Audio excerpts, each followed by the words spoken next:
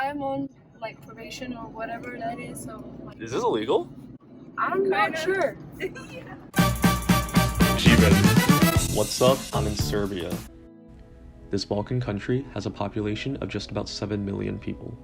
Inhabited since the Paleolithic age, the history of Serbia has seen constant changes since the Kingdom of Serbia in the year 1217.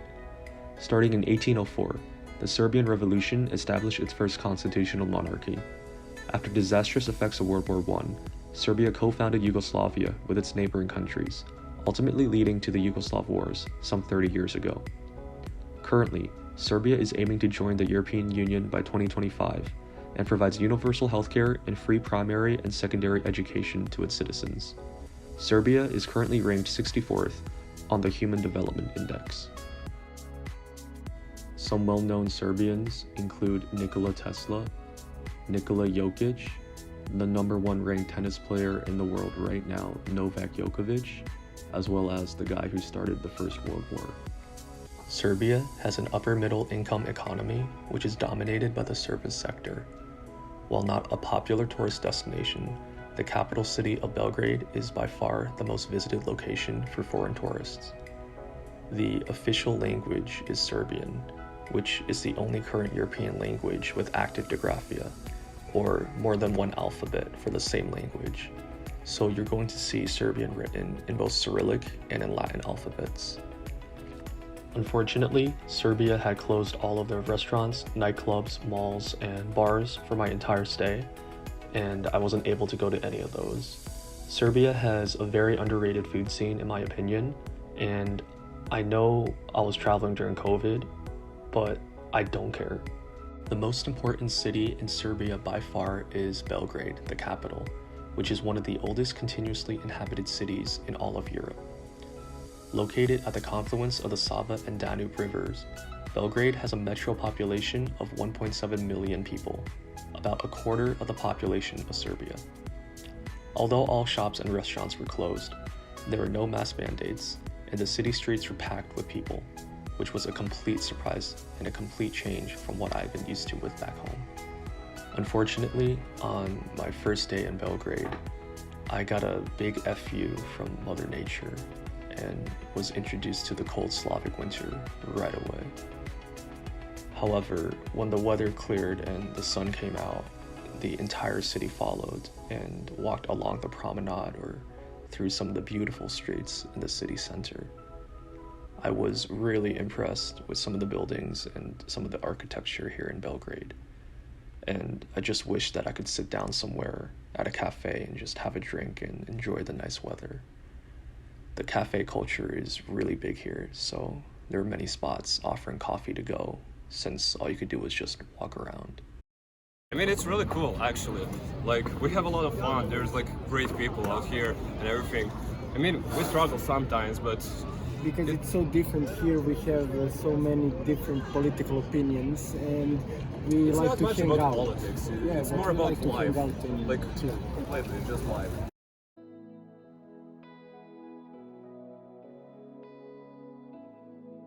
Despite the rich history and historical features of Belgrade, one of the city's most well-known attractions is its vibrant nightlife. Everyone I've met here has all said the same thing, and it really was a shame I wasn't able to show all the aspects of one of the most fun and exciting parts of Belgrade, at least from a legal standpoint.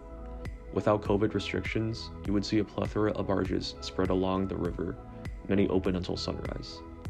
It is what it is, and I was on my way to Kalemegdan Park, and perhaps the most notable destination in all of Belgrade, the Belgrade Fortress. I brought my friend/city guide Mihaela along to walk around the fortress, which was constructed in 279 BC, and had seen countless sieges that saw the city captured and recaptured by the Ottoman Empire, the Habsburgs, and Serbian revolutionaries. The first known mentions of the ancient city go back to the 3rd century BC, when it was founded by the Celts.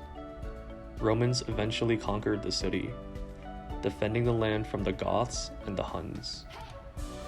Belgrade even got its name from the fortress, which in most Slavic languages translates to White Town or White Fortress. the first mentioned by Bulgarians in the year 878, in a letter from Pope John VIII to Boris Mihail, the ruler of the First Bulgarian Empire. Hey, Mihalia, do you think Serbia likes war? Probably. The biggest landmark of the Belgrade fortress is Pobednik, or Statue of the Victor, built to commemorate Serbia's victory over the Ottoman and Austro-Hungarian empires during the Balkan Wars and World War I. I personally refer to this statue as the butt cheeks of Belgrade.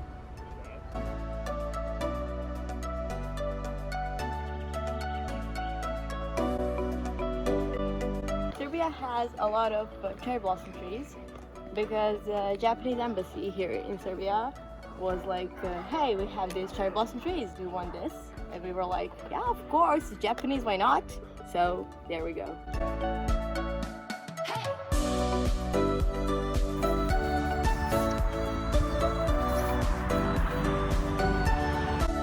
Another feature here in the fortress is that they have a lot of tanks on display, and I was really bummed out when I couldn't check out the T-34 up close.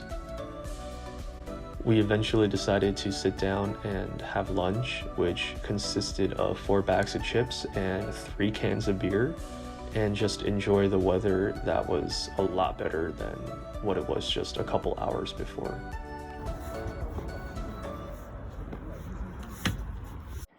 Are you from here? Duh.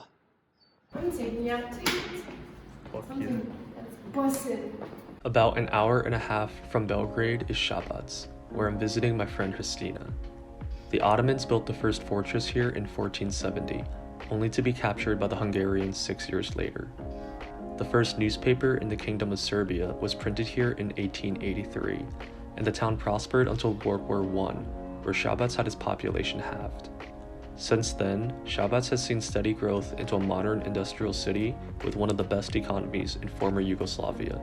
Shabac is a small town, but even though it's small, it has like super nice people here, and we are like extremely welcoming, and, like heartwarming and everything. Honestly, America to me, it doesn't like attract me like as a country, like maybe like Italy does, or like France, because you know you can see something. America to me is just like a country, and like a lot of people have states and everything, so nothing like really special. I still would like to see it, but like some places like New York or like LA, something like that, but that's it.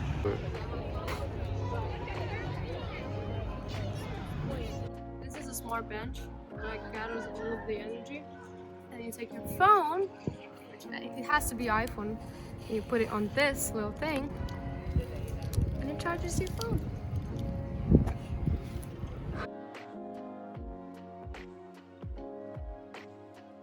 These are 2 of Christina's friends, Christina and Emma, and we walked around Shabac for the rest of the day because again there was nothing open because of COVID during this time. But afterwards, we all went back to Emma's apartment, where her family treated me to some of their homemade rakia and homemade juice, and brought all of this food here, and basically treated us like we were kings. I've never met any of them in my life until this moment, and they had no idea that I was even coming. And this is just the kind of hospitality that makes someone feel so special and so cared about. It makes a trip like this so amazing. I mean, it's fun in the summer because you have like clubs and everything, but not in the winter because you don't have like one club that's working. So yeah, that's pretty much it. It's a fun town. It's very homey. It's very homey. The people are great, very friendly, and yeah, hospitable for sure. So I welcome you anytime you want. So yeah.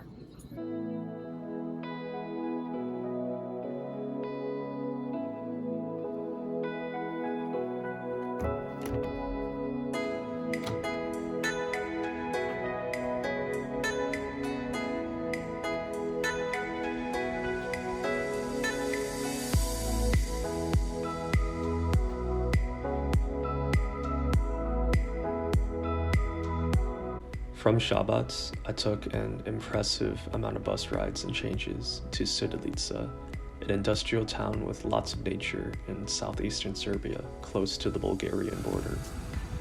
Situated by the Čemerik and Vodenik mountains, yesterday's snowfall transformed this place into a completely different landscape than the rest of Serbia I had seen so far. It's quiet, close-knit, and almost reminds me of growing up as a kid in upstate New York. Because dining was only allowed for hotel guests, it felt amazing to finally sit and have a coffee indoors, with the fire nearby keeping me warm. I spent the day walking around Srdelica with Diana, exploring the streets, and filling myself up with a lot of cevapi and beer, because again, due to COVID, there wasn't much else I could do. And this is for leg. Where? This is a chest. Where's the seat for the chest press? And why is it all in English if we're in a small town in Serbia? What's this for? Oh. During the 1999 NATO bombing of Yugoslavia, around 600 houses in Sudelica were damaged. Walking through the town, I noticed this sign that honored the civilians that had been killed due to the airstrikes. And as being from a country that was part of that, sorry, Srdelica. Hey! Go, talk. Welcome to Srdelica. This is a small town with great people, and we are circled by mountains, and yeah, it's a nice place.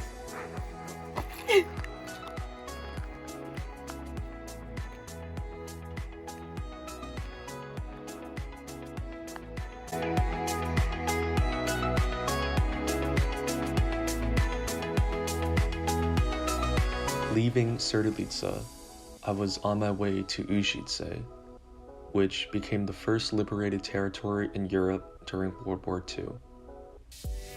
During the following Yugoslav era, Užice received significant amounts of investment in infrastructure and factories, which led to the city being one of the most developed for its size.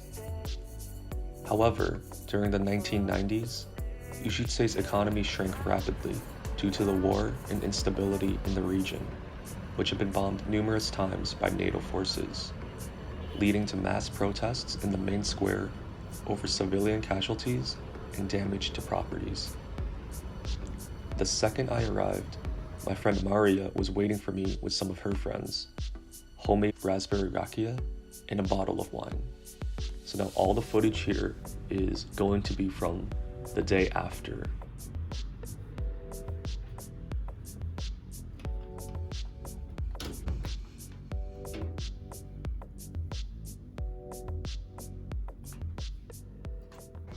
We're at the beach. This is the beach. Don't film this area because it looks like the horror movie is going to be filmed here. So we're gonna skip this part. So this is where people usually walk because they have nothing to do and nowhere to go.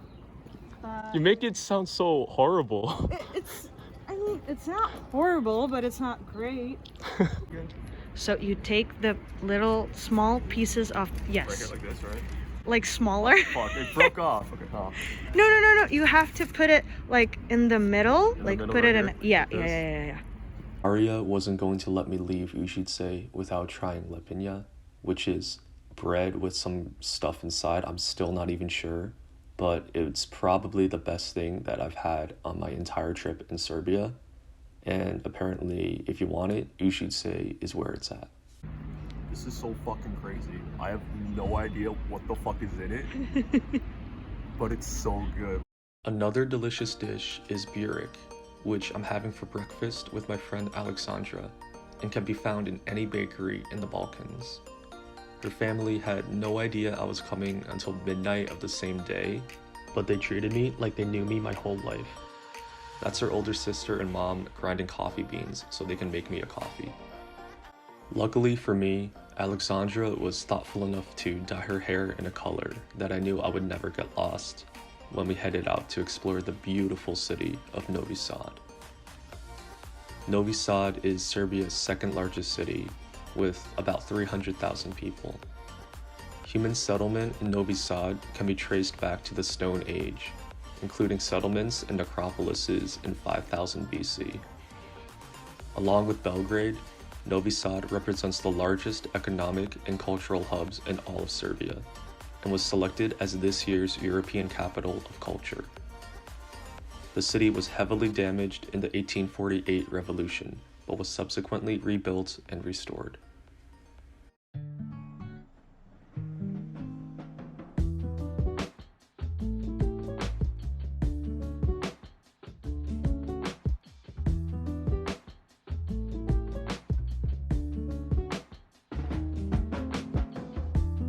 Approaching the city center, one of the main highlights is the name of Mary Church.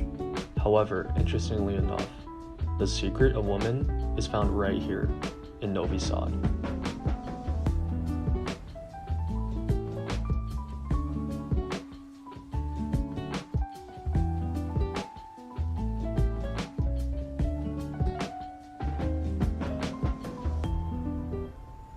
Novi Sad also houses the Serbian National Theater, which was founded in 1861 and is one of the major theaters in Serbia.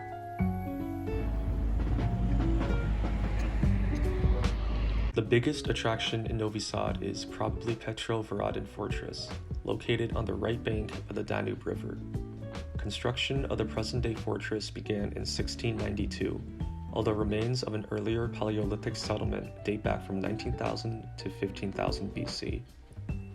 Following World War I, old fortresses in Belgrade, Osijek, Karlovac, and Slavonski Brod were razed because they lost the military significance.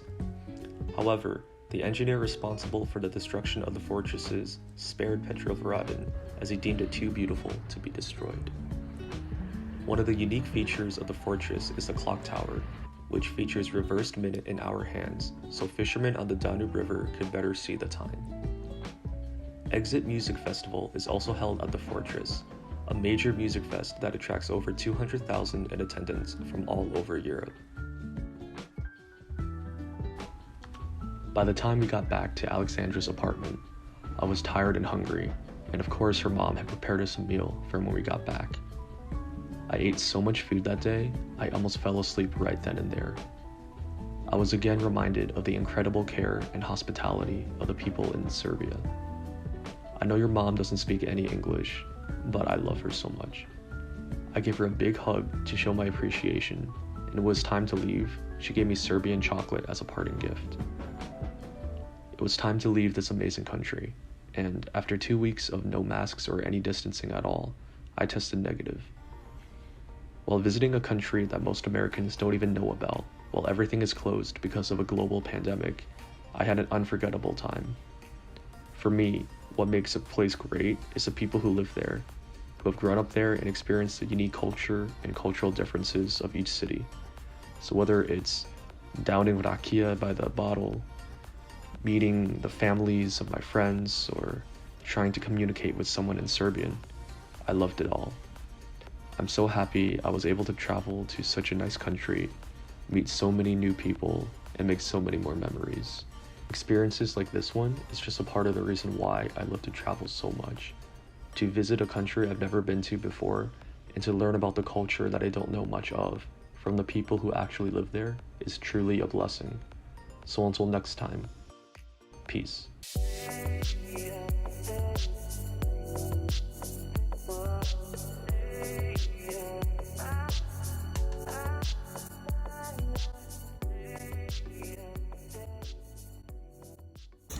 Minnesota, Alabama, Nevada, West Virginia. There is one more Virginia, I think. I don't know which one. East, maybe.